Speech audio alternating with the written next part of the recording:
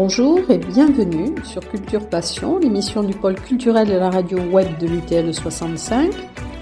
Culture Passion ou embarquement immédiat vers la galaxie Culture 65.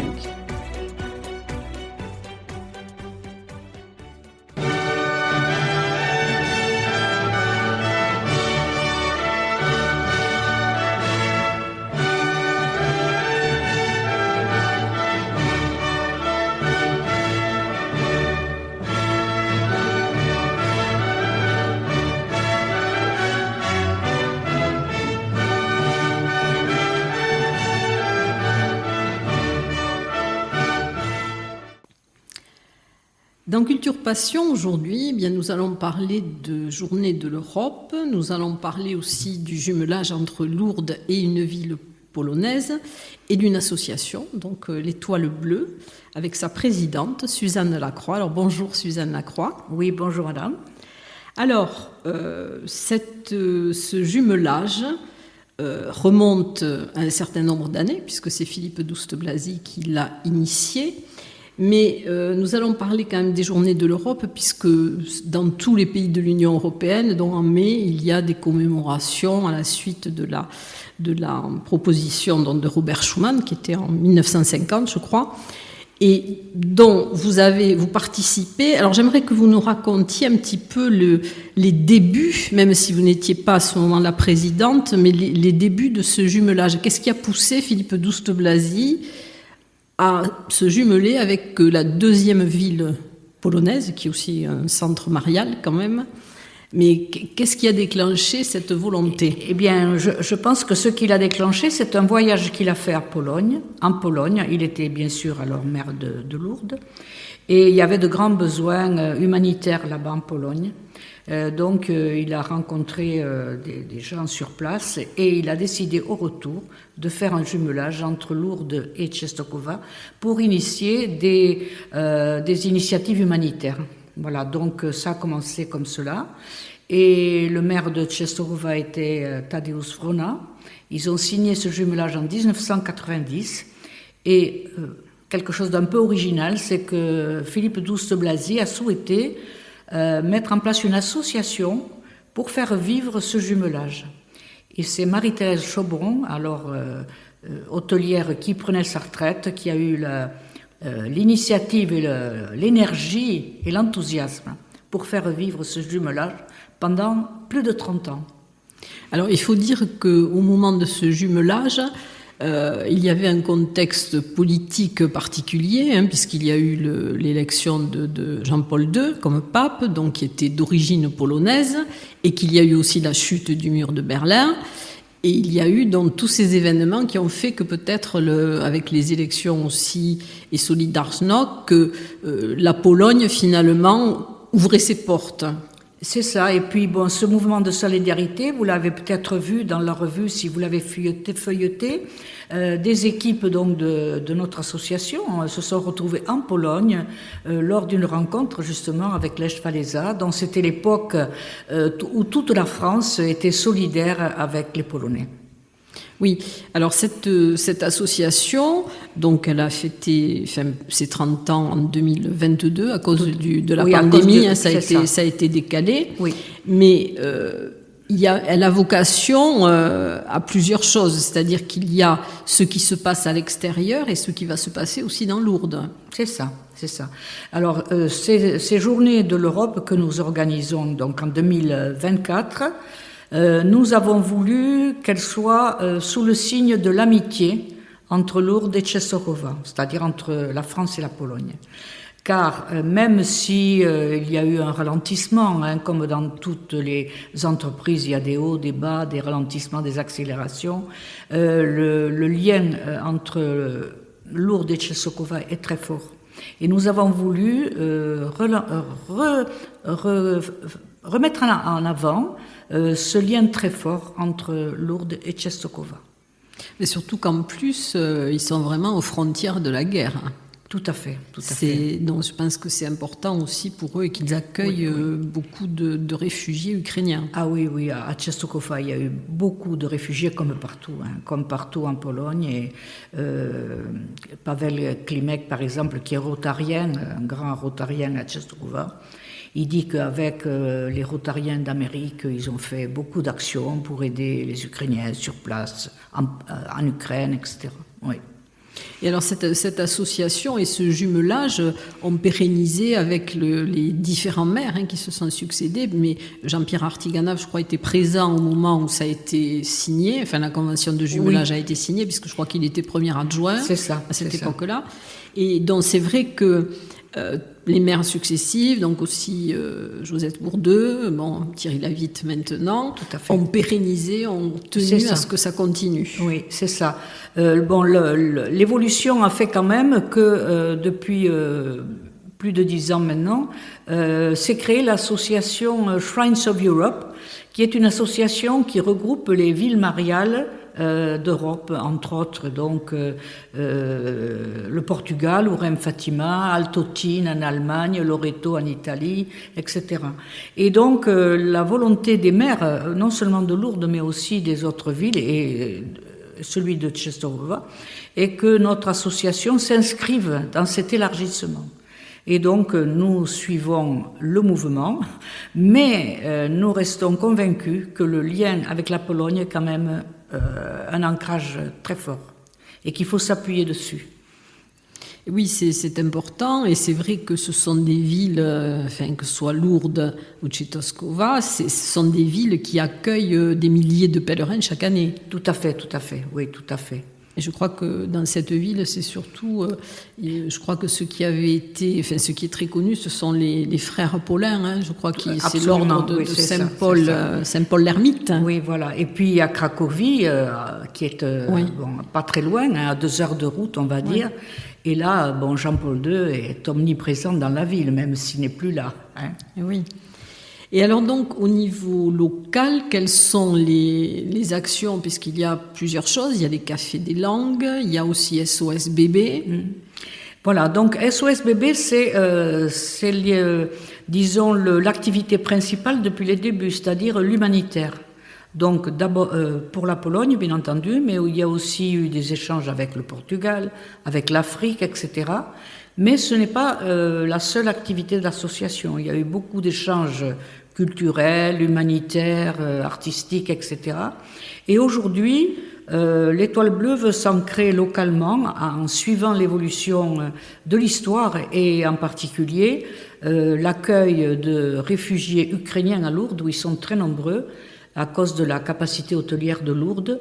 Et donc, nous avons mis en place des cafés langues pour aider les Ukrainiens. Nous ne sommes pas une école de langue, mais nous facilitons leur accueil et leur intégration en mettant en place des cafés langues autour de thèmes. Nous faisons des échanges de recettes culinaires, etc. Et ils apprécient beaucoup parce qu'ils se sentent accueillis et soutenus. Et ça se passe à l'église ukrainienne, je crois. Ah non, oui, enfin, il se trouve... Certains, oui, parce qu'en fait, certains locaux de la ville étaient occupés, mais sinon, ça se passe aussi dans l'immeuble où nous avons nos salles, enfin notre bureau. Parce qu'il y a la Maison de l'Europe aussi. Ça ne s'appelle plus la Maison de l'Europe, ça s'appelle l'espace culturel, l'espace Mejdolat, voilà. Donc nous faisons ces cafés langues et puis également nous organisons des échanges pour les jeunes. Depuis 2 ans maintenant, nous avons 8 jeunes et leurs accompagnateurs de Lourdes, d'Altotine en Allemagne et de Częstochowa qui participent à un projet trinational qui permet à chacun des participants de connaître l'autre, sa langue, ses cultures, ses coutumes, et créer un réseau d'amitié parmi les jeunes en Europe. Et alors, si on veut parler de la municipalité, de ce qu'elle donne, et de l'association, enfin, quels sont les liens entre la municipalité et l'association maintenant, actuellement? Alors, l'association a toujours donné une subvention très importante, puisqu'en fait, on peut dire que c'était le bras actif, je ne vais pas dire armé, hein, les mots sont un peu chargés en ce moment. Donc, le bras actif, disons, de la mairie. Bon, le maire actuel, M. Lavitte, avec qui nous avons bien sûr de très bons rapports, a souhaité ancrer le jumelage dans le cadre de la municipalité d'abord. Et nous avons, disons, une subvention pour continuer nos actions. Voilà, donc il y a eu une espèce de répartition, on va dire, des rôles, lui étant, disons, le référent institutionnel. Oui, parce que vous avez modifié les statuts à sa demande. C'est ça.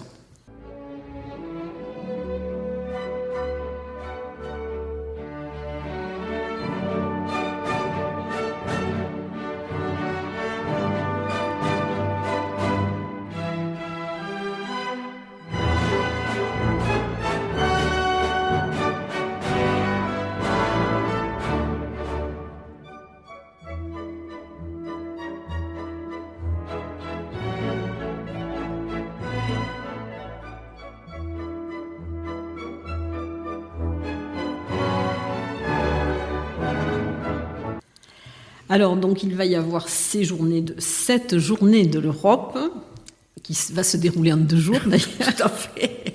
Voilà, dans les 10 et 11 mai. Alors, est-ce que vous pourriez nous dire ce qui a déclenché le sujet principal? Je crois que c'est un livre. Hein? Oui, tout à fait. Oui, ça paraît incroyable, mais c'est pourtant vrai. Donc, j'ai effectivement entre les mains un livre qui s'intitule Le bal des aïeuls, qui a été écrit par Thérèse Soudan, qui est la descendante d'une famille du nord de la France, qui a été envoyée en Pologne par des industriels du nord de la France pour installer et développer des industries textiles. Donc, Thérèse Soudan, quand elle a eu fini sa propre carrière, où elle était chargée de communication dans certaines municipalités, a souhaité faire des recherches sur ses ancêtres. Donc elle a essayé de trouver la piste pour aller à Czestochowa, puisque ses ancêtres, donc sa grand-mère maternelle, était à Czestochowa. Et donc elle a contacté un certain Henri Stalens, qui était dans le nord de la France également, mais qui était aussi le descendant d'un créateur de cette industrie textile. Et cet Henri Stalens n'est autre que l'oncle de Juliette Binoche. Donc, Henri Stalens et Monique Stalens, sa sœur, dont la mère de Juliette Binoche, ont fait rencontrer Thérèse Soudan et par l'intermédiaire d'Eva Lupa, qui était chargée des relations francophones à la mairie de Czestochowa. Et quand nous, de l'Étoile Bleue, nous sommes allés en Pologne l'an dernier, en septembre 2023, Eva Lupa nous a fait découvrir le site. Ce sont plutôt des friches aujourd'hui, certaines parties, mais il y a encore des immeubles qui sont habités, donc de cette colonie française à Czestochowa. Ça a été tellement incroyable, cette découverte, que nous nous sommes dit, mais quand même, il faut le faire connaître. Donc nous sommes partis de là. Et de ce livre dont... Et de ce livre. Donc il se trouve que, justement, la chance que nous avons eue, bon, nous aussi on a fait preuve de beaucoup de persévérance pour retrouver Thérèse Soudan. Et donc nous aurons, c'est assez incroyable, nous aurons Thérèse Soudan, l'auteur de ce livre, sa fille Frédérique, qui la soutient dans sa démarche, parce qu'elle est un peu âgée quand même, hein. Et nous aurons également Eva Lupa, et elle a deux, une espèce de concours incroyable de circonstances et d'amitié. Elles vont nous faire vivre l'histoire de ces deux familles, Thérèse Soudan et Frédéric Soudan, parce que c'est surtout sa fille qui va parler, vont nous raconter l'histoire de la famille Soudan, et Eva va nous faire vivre l'histoire de la famille Stalens, qui est quand même les ancêtres et également la mère et l'oncle de Juliette Binoche, Et on verra dans la présentation que nous fera Eva Lupa que finalement Juliette Binoche, elle a aussi laissé sa trace à Czestochowa, entre autres avec de la peinture, un don d'un tableau par exemple. Et puis aussi, elle a tourné le film Bleu à Czestochowa. Certaines scènes sont tournées à Czestochowa. Il sera projeté Et il sera projeté le soir, donc à 20h30 au cinéma, dans le Palais. Et elle ne sera pas présente. Et non, elle ne sera pas présente. Nous aurions souhaité, nous l'avons invitée, mais les agences sont assez hermétiques. Il faut dire que Juliette Binoche étant une star vraiment internationale, elle n'est pas très accessible quand même. Bon, c'est dommage. C'est dommage, il y aura mais bon. son film. Oui. Alors, dans le déroulement de ces journées, donc il y aura ces destins croisés, enfin ce que vous appelez les destins croisés, oui. Avec une lecture publique, puis les témoignages, le film, et le lendemain... Alors le lendemain, justement, nous aurons une table ronde où nous évoquerons avec des acteurs qui sont bien connus ici, Monsieur Jean-François Soulet, qui, en tant qu'historien, va resituer le jumelage dans son contexte historique, justement, parce que c'était particulier, puis il nous montrera comment les choses ont évolué jusqu'à aujourd'hui, où il y a encore eu des changements récents avec l'élection du nouveau Premier ministre. Nous aurons également Jean-Pierre Artiganave, donc qui est un des acteurs. Qui est un des acteurs et très, très, très attaché au jumelage avec Czestochowa. Nous aurons également Pavel Klimek, qui est l'ancien directeur de cabinet de la mairie de Czestochowa, qui est un acteur majeur de ce jumelage également, à sa façon. Et puis nous aurons Eva Lupa, bien entendu, qui est présidente de l'Étoile bleue de Czestochowa aujourd'hui, et également des jeunes qui représenteront le projet trinational des jeunes avec Czestochowa et Altötting.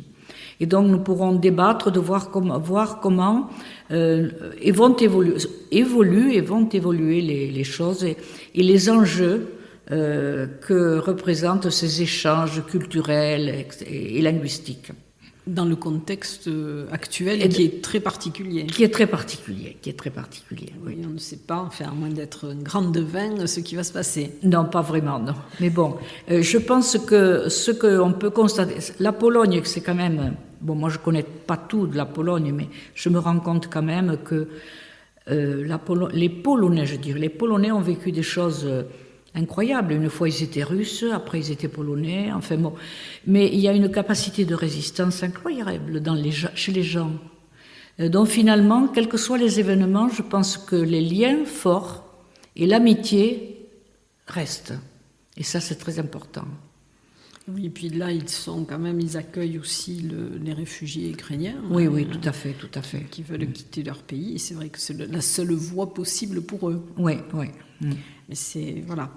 Alors, il va y avoir donc ces 2 journées. Bon, vous avez repris la présidence en 2021. Puis je me permettre de dire que le soir, il y aura quand même de la musique. Voilà, c'est ça. Donc, nous accueillerons Dauna Decor, qui est donc un groupe polyphonique qui commence à être bien connu aujourd'hui, et également Justina, qui est chanteuse pas professionnelle, mais semi-professionnelle, et qui travaille quand même à la mairie de Czestochowa. Et c'est le maire de Czestochowa qui nous fait ce cadeau. Voilà. Et alors j'ai vu que dans le passé, il y avait eu des échanges aussi avec des chorales, par exemple, avec les enfants du Lapaka. C'est-à-dire que là, justement, nous recevons ce week-end prochain un groupe de Czestochowa qui est important. Nous recevons 13 Polonais. Dans les 13 Polonais, il y a une délégation, et dans la délégation en question, il y a la présidente de l'association Étoile Bleue, la vice-présidente, mais aussi Madame Platek et son adjointe, qui sont directrices de l'école 50, ils ont des numéros là-bas, une école primaire, qui est la seule école de Czestochowa où on enseigne le français en primaire. Donc, elle a souhaité rencontrer une école à Lourdes pour initier des échanges, peut-être en visio d'abord, et peut-être des voyages, enfin voilà. Donc, nous avons contacté l'école du Lapaka et sa directrice, Isabelle Fourquet, je la connais par son nom de jeune fille, donc est tout à fait d'accord. D'ailleurs, elle a rejoint notre association et donc nous allons initier cette rencontre pour de futurs échanges d'enfants. Oui, parce que j'ai vu qu'il y a quelques années, alors je ne sais plus exactement quelle année c'était, mais j'ai retrouvé que Juliette Salane, qui est notre chef de chœur ici, avait dirigé justement c'est ça. cette chorale d'enfants. Oui, mais il n'est pas impossible que ça continue. On y travaille. On va y travailler, je veux dire. Je reste modeste à ce jour.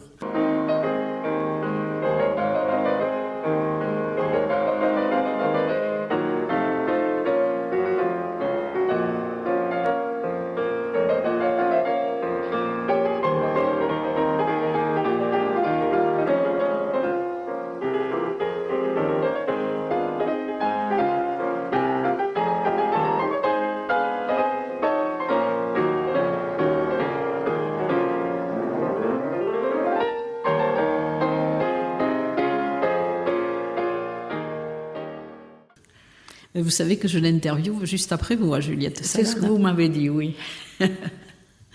Voilà. Alors, quels enseignements, enfin, est-ce que vous avez voulu donner à l'association, à votre arrivée, peut-être une identité ou une marque particulière, une patte particulière, hein? Je le crois. Ce que j'ai souhaité faire, et ça marche bien, c'est que puisque la vocation de l'association est quand même européenne, et que Lourdes est quand même une ville où il y a 37 ou je ne sais pas combien de nationalités, et en particulier beaucoup d'Européens, donc j'ai intégré progressivement dans le conseil d'administration des personnes venant de communautés ou d'identités différentes, dont nous avons par exemple 2 Ukrainiens dans le conseil d'administration, nous avons 2 Polonais, et j'espère qu'un jour nous aurons aussi des Portugais, par exemple, parce qu'ils sont très nombreux. Et donc, vous voyez, de façon à ce qu'à l'intérieur de l'association, il y ait déjà l'Europe qui existe et qui cohabite. Oui, parce que vous avez 19 membres, je crois. C'est ça, nous avons 19 d'administration. membres, oui, c'est ça. Oui. Donc c'est important. Oui. Et alors là, quelles sont les fréquences je ne vais pas dire des voyages, c'est vrai que maintenant c'est un peu difficile, mais est-ce que vous allez au moins une fois par an en Pologne ou pas? On a commencé l'année dernière. Il faut dire qu'après le Covid, il y a eu quand même un frein qui s'est instauré. Mais je pense qu'il va y avoir effectivement une suite. On ne sait pas trop encore laquelle, mais il y en aura, c'est sûr. Bon. Et alors, quels sont vos projets à venir? Alors, nos projets à venir, d'habitude, depuis 2 ans, nous faisons un Noël européen, justement. Nous faisons chanter des enfants de différentes origines, quand on dit origines, c'est-à-dire communautés, disons. Et puis après, nous faisons un grand goûter avec un spectacle ou quelque chose comme ça, dont nous allons continuer, bien entendu. Et puis, l'an prochain, en 2025, peut-être que si... On verra comment peut-être faire de la danse, par exemple, ou du chant avec d'autres pays peut-être. Donc nous restons dans cette dynamique en fonction des événements. Vous voyez, l'autre jour, par exemple, il y avait la célébration de la révolution des œillets. Donc les Portugais sont très importants à Lourdes. Et ils étaient partis, malheureusement, après le Covid, mais ils reviennent. Donc peut-être qu'on pourra aussi élargir. Oui, il y a eu une séance spéciale au cinéma Le Palais. Oui, c'est ça. C'était très intéressant. Oui, mais de toute manière, c'est vrai que Lourdes est une ville internationale. Il y a aussi beaucoup d'Italiens. Oui, tout à fait, oui. Puisque voilà, ça fait partie des changements aussi qu'il y a. Alors, est-ce que ces 2 journées seront ouvertes à tout public? Est-ce que c'est gratuit? Absolument. Donc, ce qui n'est pas gratuit, c'est le cinéma, puisque c'est inscrit dans le programme du Parvis. Donc, c'est 6 € pour les adultes, et puis je crois que c'est 3,90 € pour les enfants. Mais les autres moments sont gratuits, bien sûr. Et nous invitons tous les gens intéressés par ce projet européen à Lourdes à venir participer. Et pour la table ronde, Il y aura du public aussi? Ah oui, il y aura tout est ouvert au public. À la fois les échanges, Thérèse Soudan et Valupa, bien sûr, mais également la table ronde, également le concert. Tout est public et nous invitons les Lourdais et les non-Lourdais à venir nombreux. Mais écoutez, je vous souhaite en tout cas un grand succès pour ces 2 journées qui donc sont la journée de l'Europe, je le précise. Ce n'est pas une erreur sur le podcast, il n'y aura pas d'erreur d'orthographe non plus, c'est journée de l'Europe. Et puis bon, alors pourquoi, oui, une question que j'ai oublié de vous poser, pourquoi l'étoile bleue? Alors écoutez, là, il faudrait que elle m'a expliqué, mais je n'ai pas retenu.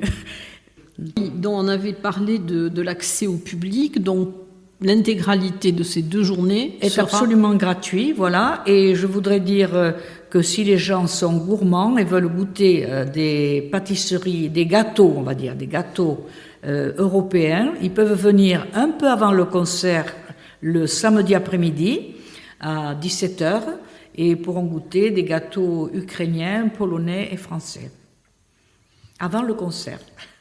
Et en parlant d'Ukraine, vous savez à peu près combien d'Ukrainiens il y a sur Lourdes? Ah oui, il y a 600 Ukrainiens sur Lourdes. Ah oui, c'est une communauté importante. À cause de la capacité hôtelière. Mais c'est depuis la guerre? Depuis le déclenchement de la guerre, oui. D'accord. Et il y a 37 enfants ukrainiens qui sont scolarisés à Lourdes. Et en particulier à l'école du Lapaka. D'accord. Oui, mais ça a eu des incidences un peu partout. Et heureusement qu'ils ont pu être accueillis aussi. Et je peux ajouter aussi que nous les avons encouragés en essayant de leur apprendre un peu de français, etc. Mais il y en a quand même pas mal qui font la saison hôtelière à Lourdes, là. L'an dernier, ils ont commencé et ils continuent cette année. Oui. Bon, en tout cas, ces 2 journées donc, seront sous le signe de l'Europe et donc c'est organisé par la municipalité et par l'Étoile Bleue. Tout à fait. Voilà. Merci en tout cas Suzanne Lacroix pour ce temps passé à l'interview. Merci beaucoup, madame.